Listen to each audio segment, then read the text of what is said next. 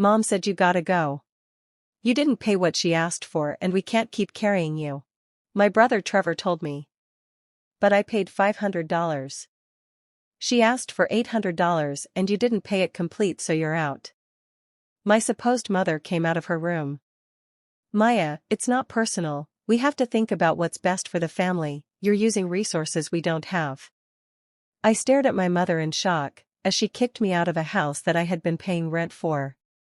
My name is Maya Hill and I'd like to share my story with you. Please let me know where you are commenting from. For most of my life, people assumed I grew up in a warm close-knit home because my aunt took me in, after my mother died. That assumption couldn't be further from the truth. My earliest memory is of standing beside my real mother's casket, in a small church that smelled like dust and lilies. I was 9 years old, too young to understand death but old enough to understand loss. You'll come live with us, she'd told me the day before the funeral. She and Mum were never close, but she was my only family and my mother's only sibling, so I went. People praised her generosity without knowing anything. When Auntie Sharon drove me home after the funeral, I sat in the back seat staring at the two kids who looked at me like I was invading their world. Brittany gave me a stiff look like she didn't want me coming close to anything that belonged to her. Trevor, age 7, just frowned, confused and annoyed. Sharon told me the day I moved in, my small suitcase clutched in my hands. I'm doing this because your mother was my sister and I loved her, but things are tight and you'll need to pull your weight. I was only 9, I didn't really understand what that meant. But I learned fast. Trevor got the bigger bedroom because he was the man of the house after Sharon's husband left. Brittany got her own room because she was Sharon's baby. While I got a corner of Brittany's room, with a mattress on the floor. Mom said I have to share with you, Brittany told me that first night, wrinkling her nose, but don't touch my stuff. I didn't touch her stuff but somehow, things went missing anyway, and Brittany would run to Sharon crying, pointing at me. Maya took it, she's always taking my things. Sharon would search my small space, sometimes finding the item in my backpack, or under my mattress. I'd swear I didn't take it but she never believed me. Your mother raised you better than this, Sharon would say disappointed. I expected better. I figured out years later that Brittany was planting things to get me in trouble, but by then, the pattern was set. Trevor was worse, he'd steal my lunch money and blame me when Sharon asked why I wasn't eating at school, he'd break something and say I did it, he'd hit me when Sharon wasn't looking, then act innocent when I fought back. She's violent, he'd say, and Sharon would believe him because Trevor was her son, and I was just her dead sister's kid. Eventually I learned to be invisible, to expect nothing and appreciate everything, to say thank you Aunt Sharon for every meal, every piece of clothing and every small kindness. At least you have a roof over your head, Sharon would remind me whenever I seemed ungrateful, you could have ended up in foster care. She was right, I had food and shelter but I also had Trevor calling me the charity case, and Brittany treating me like an unpaid servant. I had hand-me-downs, while they got new things, I was clearly managed, not raised. When I was 12, Auntie began assigning me chores before school, from dishes to breakfast cleanup. I watched Brittany get ready at her own pace, while I hurried through everything, like my life depended on it. Once, I asked Sharon if I could join the after-school art club, because I had always loved drawing. Sharon didn't even let me finish my sentence before shutting me up, so I dropped the idea, and learned something important, my wants didn't matter. By the time I was 13, I was doing all of the housework, while Trevor played video games and Brittany practiced her makeup. Sharon didn't see it as a problem. High school was hard for me, Sharon gave me no money for anything extra and no lunch money beyond the free lunch program, I wore clothes that didn't quite fit, and shoes with holes I tried to hide. Can't you get a job? Sharon asked when I was 16, you're old enough to work. So I got a job at a grocery store, bagging groceries after school. Sharon took half of my paycheck, while I kept the other half for clothes and school supplies. All of that made me study very hard, because I knew education was my only way out. I graduated top of my class and secured a full scholarship to the University of Washington for computer science. Sharon acted proud at graduation, hugging me in front of her church friends, talking about how she raised me well, as if she's ever treated me like her daughter and not her burden. I moved into the dorms, got work-study jobs, and barely came home when I finally did, nothing had changed. Trevor was 22 and still living at home, working part-time at a bar. Brittany was 21, pretty, and busy collecting money from boys. "When are you going to help out?" Sharon asked me during my visit. "Now that you're in college getting that fancy education." She didn't care that I was working 2 jobs to afford textbooks and food, but I gave her $50 anyway. It became a norm. Every month end, Sharon had her hand out. Trevor or Brittany needed something or the rent was due. I gave what I could, which was never enough. Everything changed when I graduated and landed a job at TechWave in Seattle, software engineering position paying $95,000 a year. I couldn't believe it. The first thing I did was call Sharon. "Aunt Sharon, I got the job, $95,000 a year." There was a pause, then, "That's really wonderful, Maya. With that kind of money, you could really help the family out. We've been struggling so much." "Not congratulations, not I'm proud of you, just you can help us now." But I was so happy, so relieved to finally have something to offer, that I didn't notice the red flag. When I first sent Sharon $2,000 from my first paycheck, more than half my take-home after taxes, she cried on the phone. "Maya, thank you so much, you don't know what this means, you are such a blessing." It felt good that after all those years of being the burden, I was finally the blessing. It continued every month, $2,000 for Sharon, extra for Trevor when he asked, extra for Brittany when she needed something. I paid for everything, rent, utilities, groceries, and within 6 months, Sharon had quit one of her jobs. "You're doing so well, Maya, I can finally rest." In no time they moved to a bigger apartment with better neighborhood, all paid for by me. Trevor started calling me sis instead of charity case. He'd call every few weeks with a new business idea, always needing money to get started. Brittany suddenly wanted to be close, but most times, she was asking for things. "Maya, I need new hair, can you send $200? Maya, my phone broke, can you get me a new one?" I said yes to everything, because it was how I showed I was grateful for Sharon taking me in. My best friend Rachel tried to warn me. "Maya, you're killing yourself funding their lifestyle. Your brother is 27 years old, why are you still paying his bills? He's a grown man who should have a job, and your aunt is using you." "She took me in when my mom died," I replied. "She made you feel like a burden. Besides, love should not be transactional, what she did was the bare minimum." I didn't want to hear it because after all those years of feeling less than, I finally felt important. My manager at TechWave was a guy named Derek, very smart, but insecure too. For 3 years, we worked fine together. I was good at my job, but he liked to take credit for everything. That changed during a big client presentation. I'd spent 3 months developing a proposal, working nights and weekends to perfect it, but during the pitch, Derek tried to take credit alone for my work. Actually, I interrupted, too tired to care about politics. "I developed this while Derek supervised, but this is my work." The room went quiet, the client looked impressed but Derek's eyes were shooting daggers. We won the contract, I got praised and given a huge bonus. I should have known better. 6 months later, I was called into the HR department. There were accusations, fake emails, showing I'd taken kickbacks from vendors. I'd never written them, but they came from my account during my login times. They set me up perfectly. I was suspended and then terminated, years of work gone, and my reputation was destroyed. I later found out that it was Derek, but knowing it doesn't help me. I started applying everywhere, but word had spread, the industry was now poisoned against me. "I need to go home," I told Rachel, "just until I figure things out." "Are you sure that's a good idea?" "Where else would I go?" So I went home.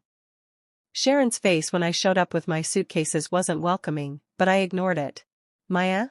What are you doing here?" She stood, blocking the entrance. "Can I come in?" The place looked different and everything seemed new. Sharon crossed her arms and asked again, "Why aren't you at work?" "I lost my job?" The air in the room changed. Brittany rushed to the doorway, suddenly interested.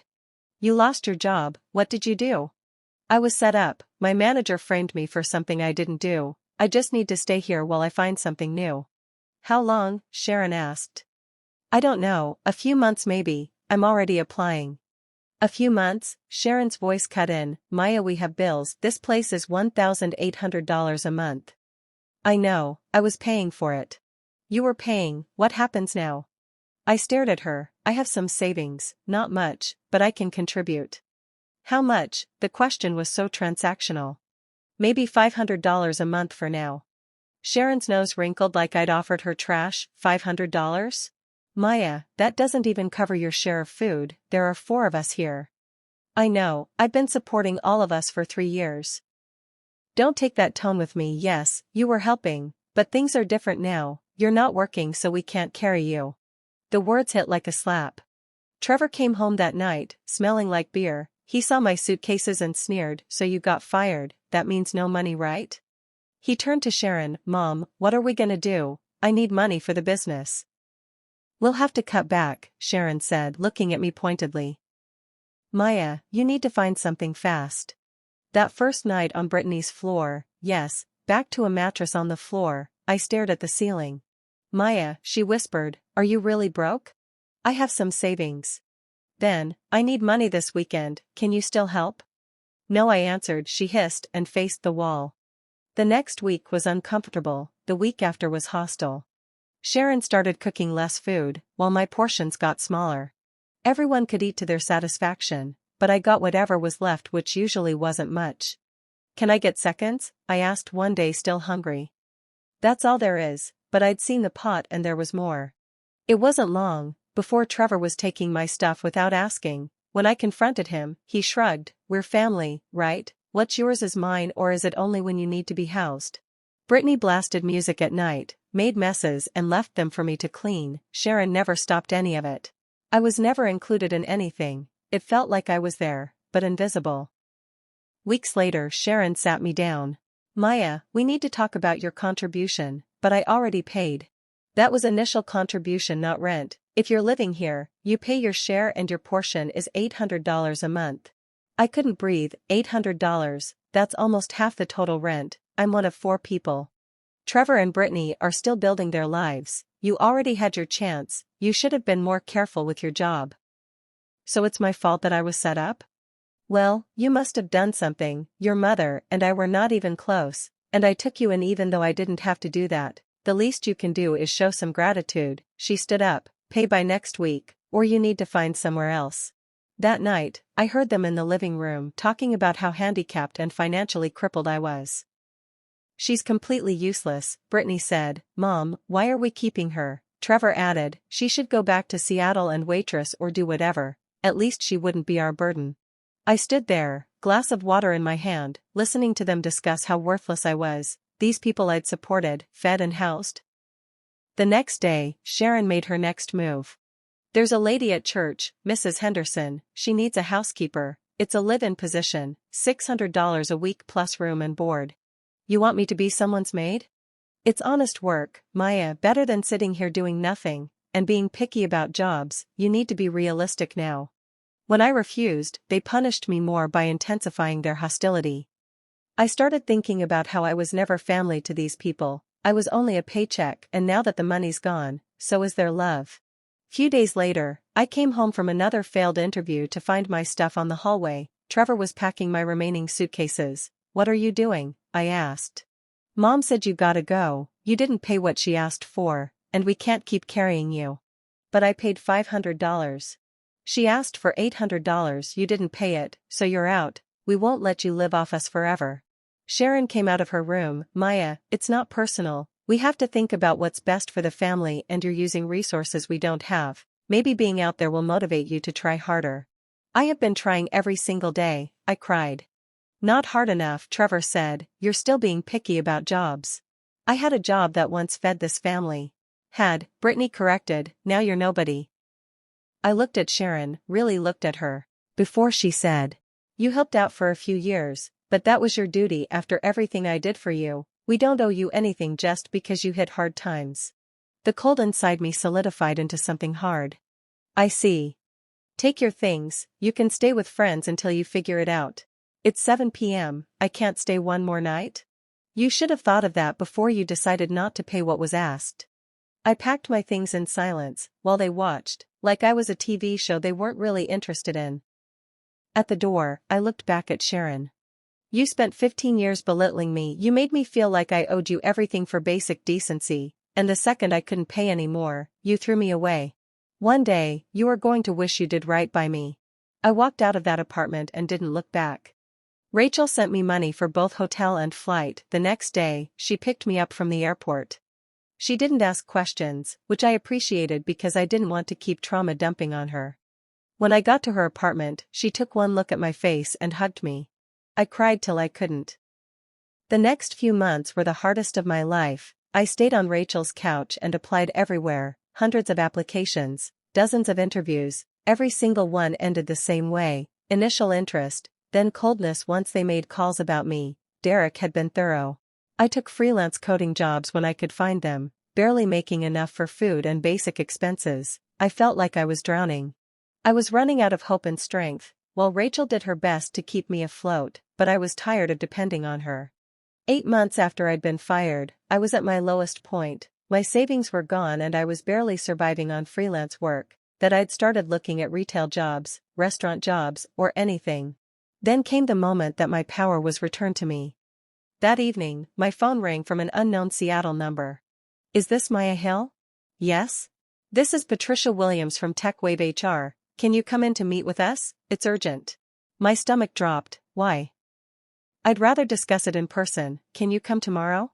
So I went during lunch, my heart pounding. Patricia met me in a conference room, with the CEO and the company's lawyer. Ms. Hill, the CEO said, we owe you an enormous apology. I just stared. Derek Chen was terminated last week, Patricia continued. He tried the same thing with another employee, Sarah Kim, but Sarah fought back. She refused to resign, and her lawyer demanded a full forensic investigation of her accounts. My heart started racing. The investigation revealed that Derek had been systematically compromising employee accounts. For years, the lawyer said, we found all the evidence of what he did to you. The room tilted. You see that I was telling the truth? Yes, and we are deeply sorry we didn't believe you. The CEO leaned forward. Derek has been fired and reported to law enforcement. He'll likely face criminal charges. And we'd like to offer you full reinstatement. I couldn't speak.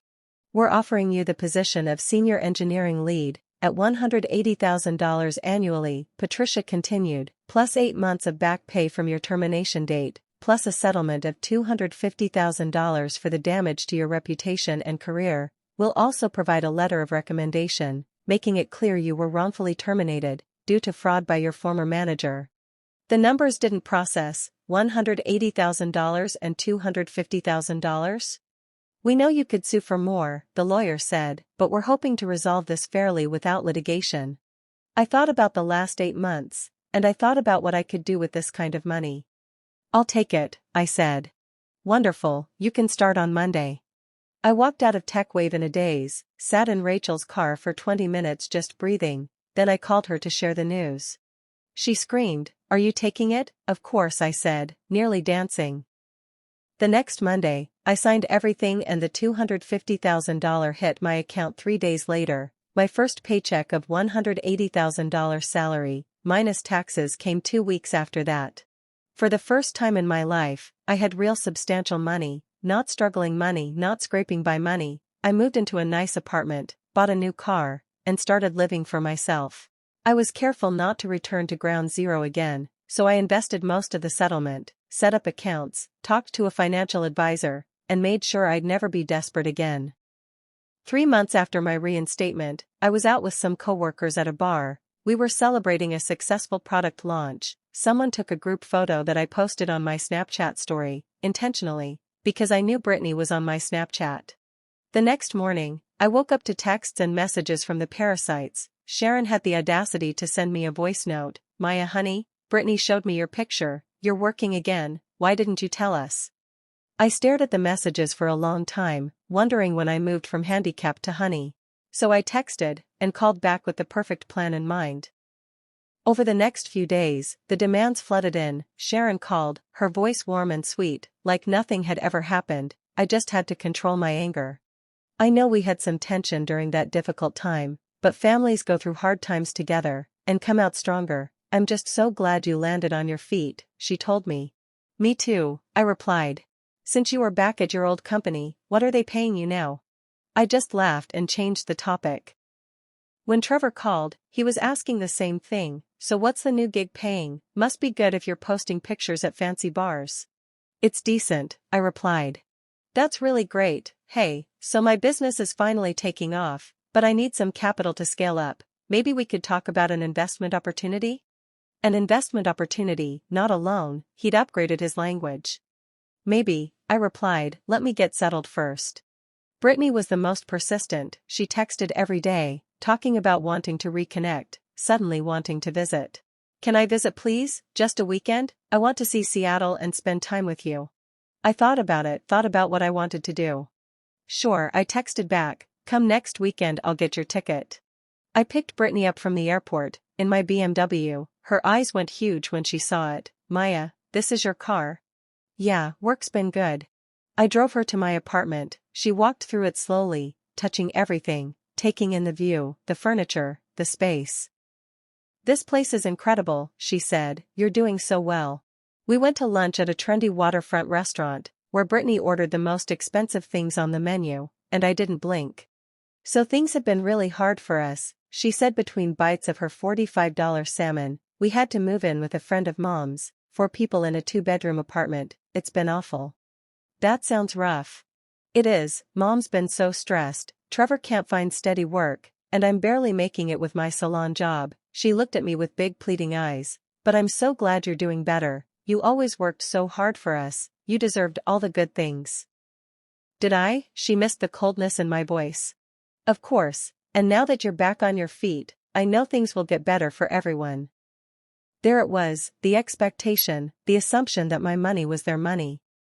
After lunch, I took her shopping, told her to pick out whatever she wanted, and she went crazy, picking over $3,000 worth of stuff. Are you sure? She kept asking, but her arms were already full. At the register, I pretended to take a call and transferred the money to Brittany. She squealed, hugging me, thank you so much, you're the best cousin ever. During dinner, Brittany started again with her fake apology. This time, she was almost crying. I know you're just my aunt's kid, not my mom's, but you're still family to me. She had to mention I wasn't blood, even when apologizing. I forgive you, I lied. She hugged me, crying into my shoulder, thank you, you don't know what this means. If I didn't know whose daughter she was, I would have believed her performance. 2 days later, I drove her to the airport with bags full of expensive items, belly full of good food. Maya, Mom is going to be so happy, Brittany told me, know that I love you okay? I love you too, I lied one more time. Then I went home and started planning phase 2, they had no idea what was coming, and I was 100% sure they will fall into my trap.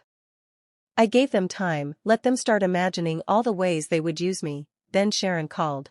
Sweetheart, Brittany told me about her visit, and how generous you were. I'm so proud of you. Proud? Like she had anything to do with my success. Thanks Auntie, I said, knowing what was coming next. The thing is, we're in a really tight spot, this living with a friend isn't working out. We need our own place again, but we need help with the deposit, and first month's rent. It would be about $5,000 total. That's a lot of money, I said. I know, and I wouldn't ask if we weren't desperate, but Maya, you're family, and family helps family, besides you can easily afford it. The entitlement blew me off, but I kept my cool. You're right, I said, I'll send it today. There was silence and then, really? Of course, let me get your bank info. Oh Maya, thank you so much, you don't know what this means. I knew exactly what it meant. I wired $5,000 that afternoon, but I didn't send it from my personal account, I sent it from a business LLC I had set up, and buried in the transfer details was a loan agreement terms and conditions, that Sharon had to click agree to receive the funds. I knew she won't read it, she just clicked, and took the money. 2 days later, Trevor called, Yo Maya, my business is finally getting traction, but I need about $5,000 to really make it work. Tell me more about the business, I said. He talked for 20 minutes, about his electronics resale operation, throwing around business terms he clearly didn't understand. Sounds promising, I lied, I'll invest. Seriously, just like that? Family should support family, right? Hell yeah, thanks sis. I sent him $5,000, same setup, from the LLC, with a loan agreement he didn't read. Over the next month, they kept asking, I said yes to every single request.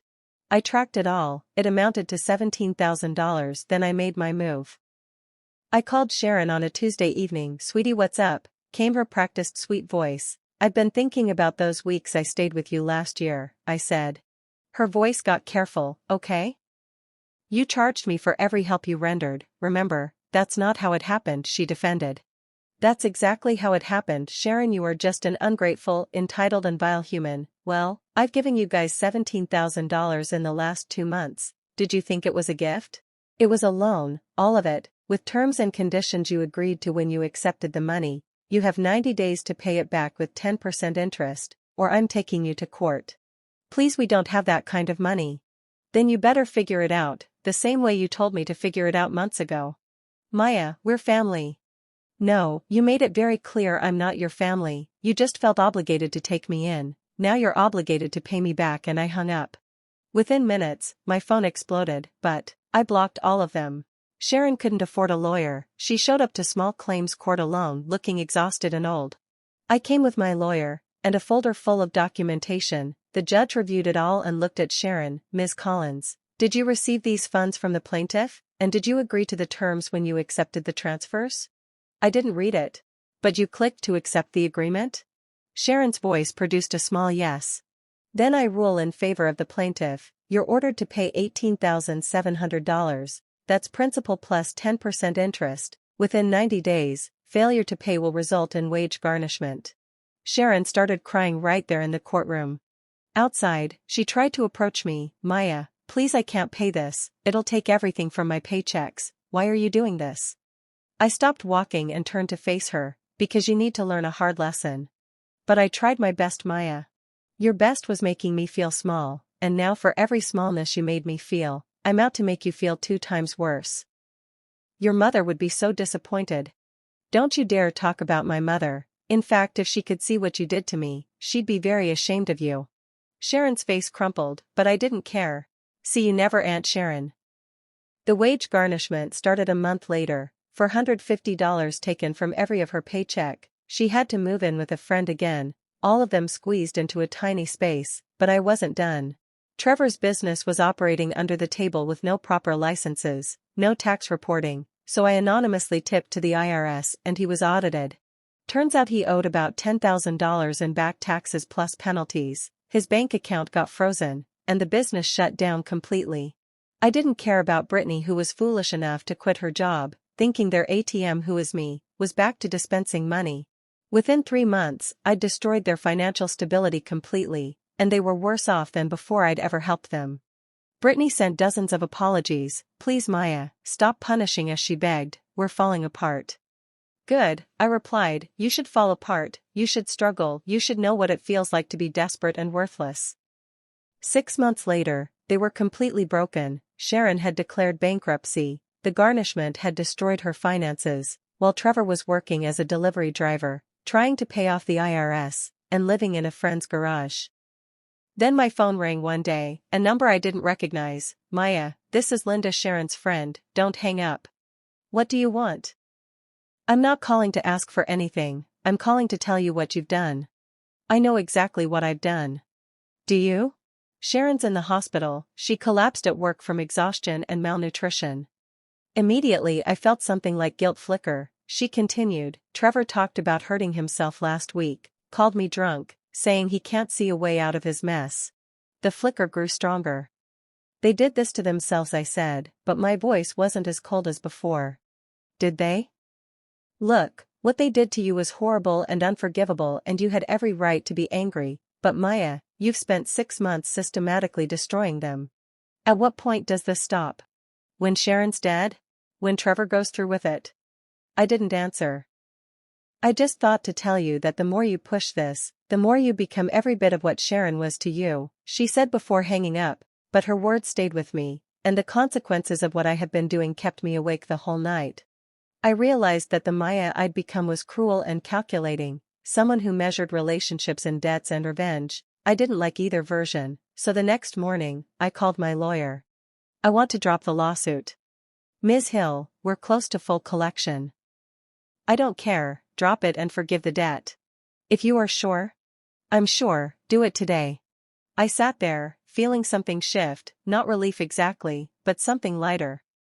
It's been a year since I dropped the lawsuit. I never spoke to Sharon, Trevor, or Brittany again. Not when Sharon tried to reach out through Linda to thank me. They're not part of my life anymore and I've moved past that phase. The lessons from those years were brutal lessons, but I survived them and now, I'm building a life with people who see me for who I really am. Thank you guys for watching. Please subscribe and turn on the notifications bell. Let me hear your thoughts in the comments.